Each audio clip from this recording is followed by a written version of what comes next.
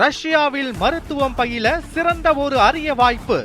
வெளிநாடுகளில் மருத்துவம் பயில சிறந்த முறையில் உதவுகிறது ஏஜே ட்ரஸ்ட் கல்வி குழுமம்.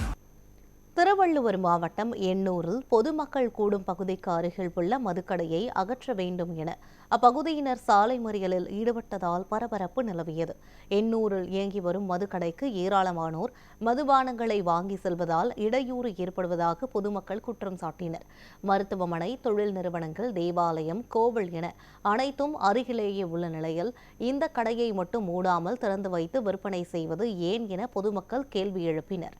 இதை கண்டித்து அப்பகுதி மக்கள் சாலை மறியலில் ஈடுபட்டனர். உரிய நடவடிக்கை எடுப்பதாக போலீசார் உறுதியளித்தவுடன் பொதுமக்கள் கலைந்து சென்றனர். இப்போ போன மாதம் 882524 கடையை மூடினாங்க.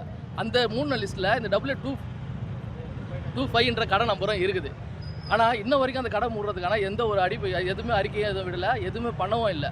அது எதனால் மூடுறாங்கன்னா, இது பக்கத்தில் அதுக்கு 265 மீட்டரில் விநாயகர் கோயில் இருக்குது, அது பக்கத்தில் மசூதி இருக்குது, நடுவில் பார்த்தா கெபி இருக்குது. அதுக்கு வெறும் 50 மீட்டர் இடைவெளியில் சரஸ்வதி ஹாஸ்பிட்டல் 24 மணி நேரம் உபயோகப்படுற சரஸ்வதி ஹாஸ்பிட்டல் இந்த 800 இந்த ஒரு ஹாஸ்பிட்டல் மட்டும் தான் இருக்குது. அந்த ஹாஸ்பிட்டல் பக்கத்தில் 50 மீட்டர் இடைவெளியில் எப்படி ஒரு மதுபான கடையை வைக்கலாம்? அந்த அரசாங்கத்துக்கு தெரியுமா தெரியாதா? ஒரு கடை மூடுறதுக்கான அறிக்கை விட்டோம். 10-15 நாள், ஒரு மாதத்துக்கு மேலே ஆயிடுச்சு இந்த டிவிக்கு ஆச்சு ஆனால் இன்ன வரைக்கும் அந்த கடை மூடுறதுக்கான எந்த அறிக்கையும் இது பண்ணலை. அது மூடுறதுக்கான எந்த இதுவும் பண்ணலை. இன்ன வரைக்கும் போன வாரம் வரைக்கும் லோடு இறங்குது. 565 கேஸ் இறங்கியிருக்கு இந்த கடையில்.